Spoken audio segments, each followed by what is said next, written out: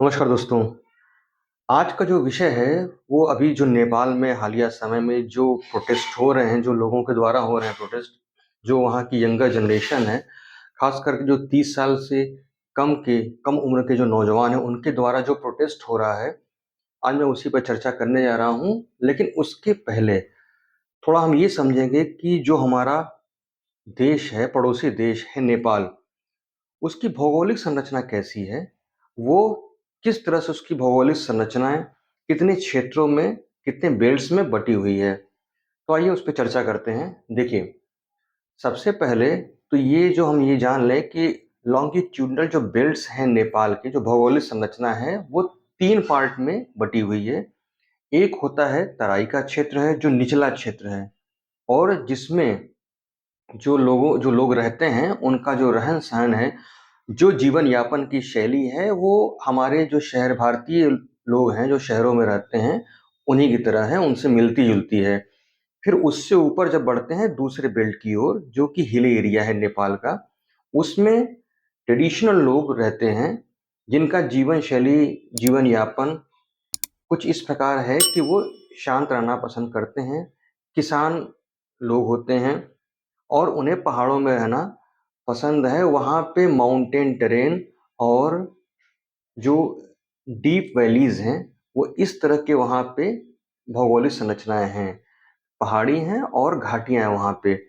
और जो उससे आगे बढ़ते हैं तो वो फिर हिमालयन शुरू हो जाते हैं, जहाँ सबसे लंबी जो है, वो माउंट एवरेस्ट हिमालय की चोटी है, ऐसा हम सभी जानते हैं। हमें पता है कि वो नेपाल में है। तो ये तो हुई नेपाल की भौगोलिक संरचना है कि वह 3 तरह के बेल्ट्स में बटी हुई है। पहली तराई की, जो लो स्लाइड एरिया है। दूसरा हो गया हिल एरिया, जो उसके बीच का एरिया है, जब हम तराई से थोड़ा ऊपर की ओर बढ़ते हैं। और फिर सबसे ऊपर है हिमालयन बेल्ट। अब ये जो नेपाल है, यह किन देशों के निकटवर्ती है या इसके पड़ोसी देश कौन-कौन से हैं? आइए इस पे बात करते हैं। तो देखिए, हम सभी जानते हैं कि सभी कोई भी देश हो, उसकी एक नॉर्थ साइड है, एक वेस्ट साइड होगी, एक साउथ और एक ईस्ट साइड।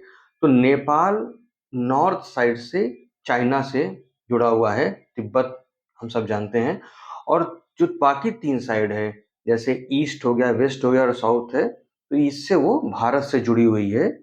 तो इस तरीके से नेपाल भारत और चीन से जुड़ा हुआ है।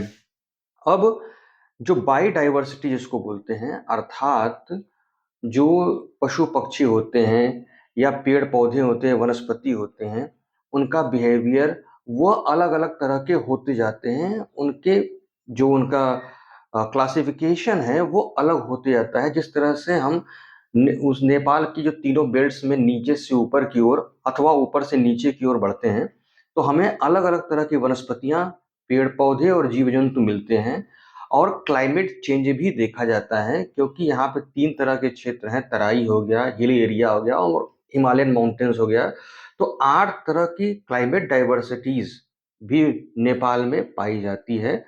तो ये तो हो गया नेपाल का भौगोलिक स्ट्रक्चर, कि नेपाल का भौगोलिक स्ट्रक्चर क्या है, इसके पड़ोसी देश कौन से हैं, इसमें क्लाइमेट चेंज कितने तरह का होता है और इसमें लोगों का रहन-सहन एरिया वाइज किस तरह से होता है।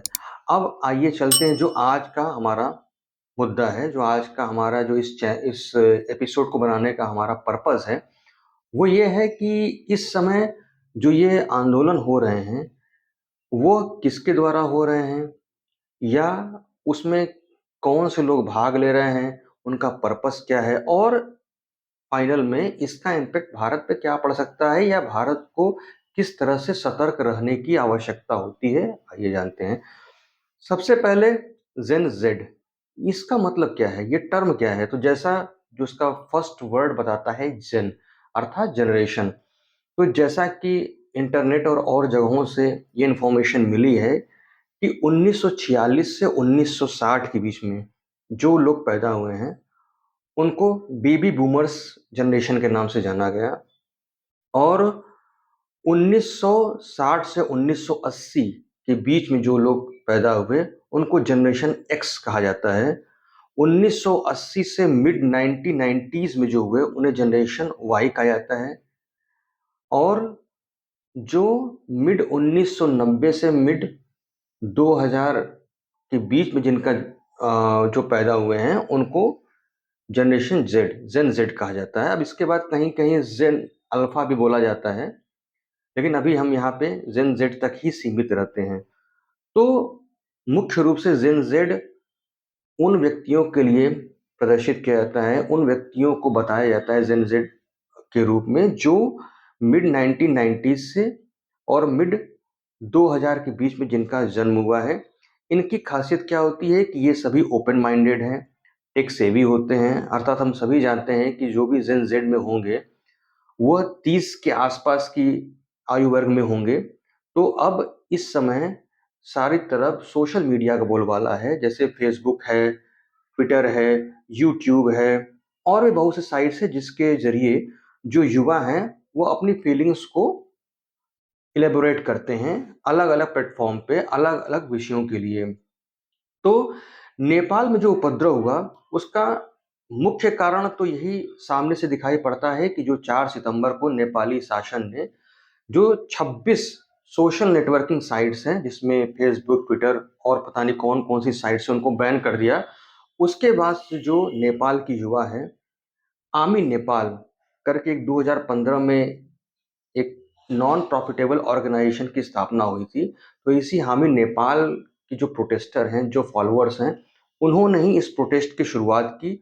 वो ही युवा थे जो सबसे पहले सड़क पे आए थे। उन्होंने ही अपनी माँग नेपाल सरकार के पास रखी थी।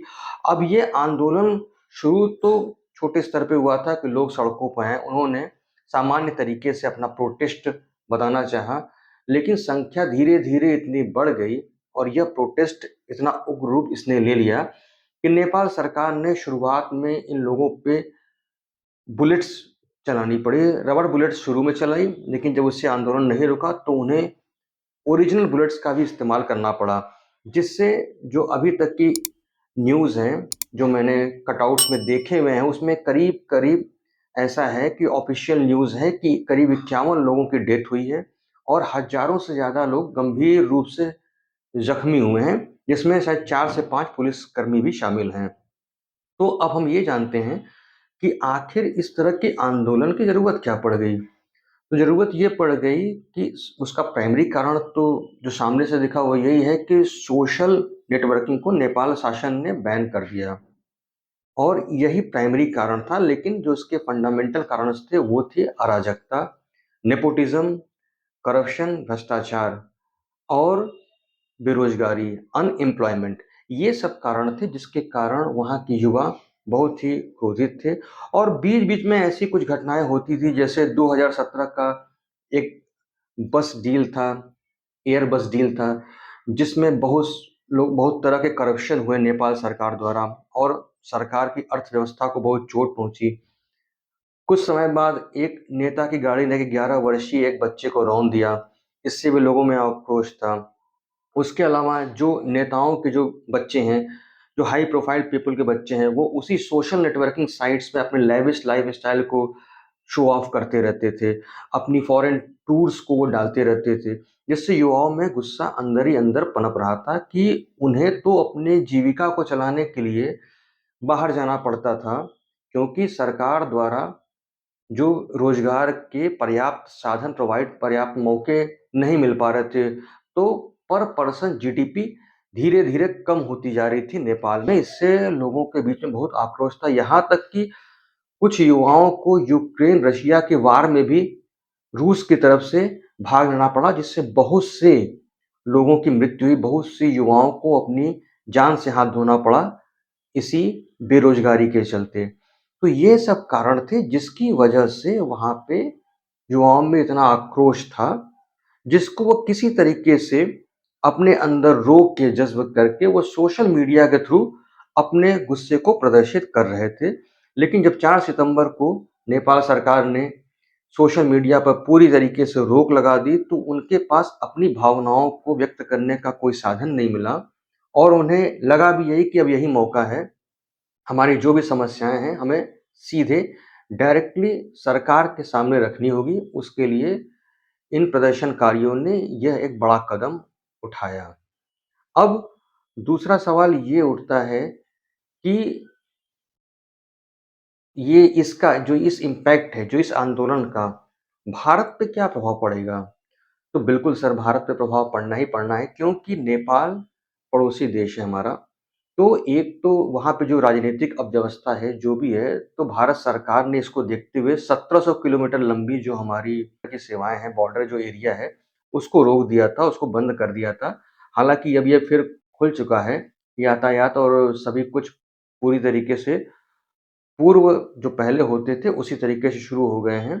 किंतु सरकार को विशेष ध्यान रखना होगा, भारत सरकार का, कि वहाँ से जो इस मौके का फ़ायदा उठा के कोई अवांछनीय तत्व, ख़ास करके चूँकि नेपाल पाकिस्तान से जुड़ा हुआ है, तो आईएसआई के लोग भी अपनी गंदी मानसिकता को वहाँ रख के वहाँ से भारत में अंदर आके अंजाम दे सकते हैं। तो उनसे बचने के लिए भी भारत सरकार को कुछ ठोस कदम उठाने चाहिए, और उन्होंने उठाए भी हैं। उस बॉर्डर को रोक के, प्रतिबंधित करके, वहाँ पे सेना को अलॉट करके। दूसरी चीज़ ये है कि इस मौके का फ़ायदा जो नेपाल और भारत का एक दूसरा पड़ोसी देश है, चीन, वह भी उठा सकता है। वह भी अपनी कुछ ऐसी हरकतों को अंजाम दे सकता है जिससे नेपाल और भारत दोनों को हानि पहुँचे। तो इस तरीके से इस समय भारत की सरकार को भी सचेत रहना चाहिए, और कैसे इस तरह के कोई अवांछनीय तत्व भारत में घुस के किसी खराब गतिविधि में इन्वॉल्व न हो, इसके लिए प्रशासन को कड़े कदम उठाने चाहिए। अब जो ये जो हुआ है, उपद्रव हुआ है, जो आंदोलन हुआ है, इसमें इतने लोग मरे, 51 लोग के आसपास लोग मारे गए, हजारों लोग गंभीर रूप से जख्मी हुए। तो इसका परिणाम ये हुआ कि नेपाल की शासन पूरी तरीके से ढह गई।